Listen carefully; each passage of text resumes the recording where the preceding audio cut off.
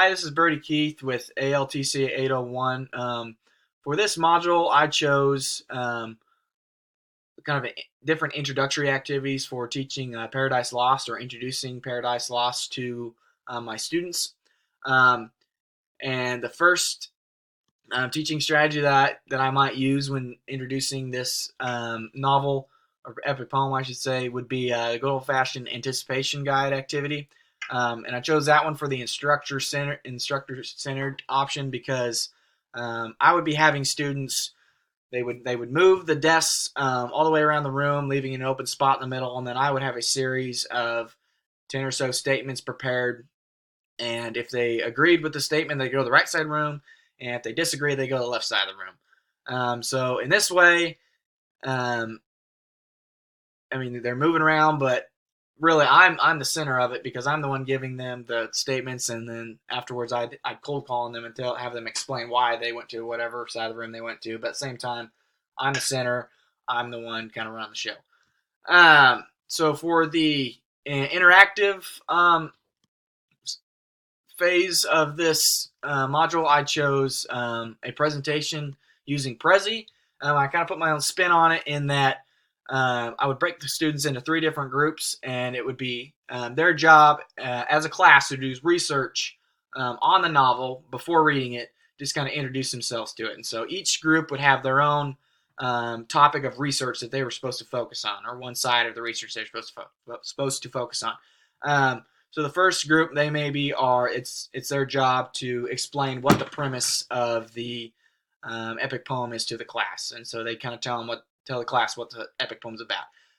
In the second group, they might do or they might research themes that are associated with the novel, and so they would put that research together. And then the third group, they would explain what an epic poem is and name some characteristics associated with that literary genre that are used in this particular work that make it an epic poem.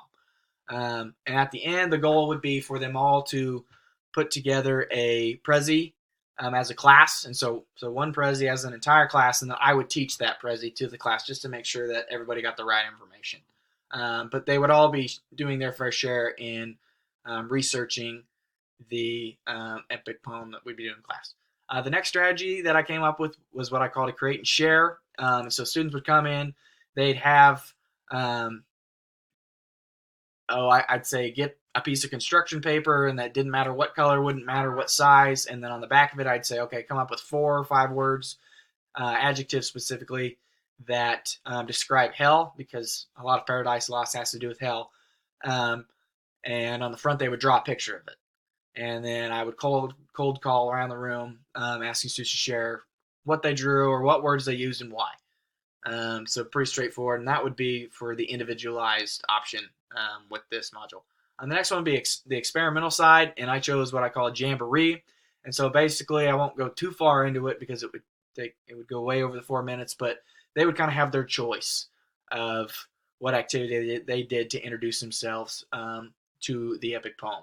And so we do what was called a gallery walk, and all the students would walk around the room, and there'd be information about each activity they could do, and then they would sign up for that activity they wanted to do.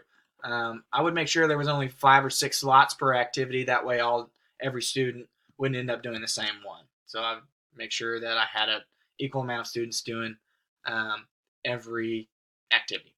So now on to the other side of this. Some struggles I faced when coming up with 4 different ways to teach the same exact topic. I would kind of fall in love with one, and I would kind of want to stop. And I'd be like, oh, okay, I came up with a perfect one. We're just going to do that. But this activity kind of forces you to think outside the box and to give yourself more options. So maybe one of these activities would be perfect for Paradise Lost, but then I could use a different activity I came up with for teaching a different novel. Some takeaways I have from the assignment. Basically the same thing I just said. Maybe some of the activities that I came up with I could use with different novels that I'm teaching. And so it's kind of versatile in that way. The last thing I'll kind of talk about, because I'm already way over time, but one lesson from my own schooling that I remember the most in a positive, negative way. When I was a senior in college, I took a philosophy class, and we did what were called nature journals. And so basically, Nature journaling is something that Ralph Waldo Emerson came up with. He was a philosopher, and he would just go sit out in nature and he would just write down whatever came to his mind. And so it's a really good way for self reflection, and revelation, all those kinds of things. And so I'm not sure I could do that with just a regular English class, but I teach. I'm going to be teaching a creative writing class, and so that's something I'll definitely try with that group of kids. Just that it'll be a smaller group of kids, and it'll be a little more intimate in that way, and we can hopefully get more out of an activity like that. Anyway, like I said, I'm over time, so thanks for listening. Hope y'all are having a good summer.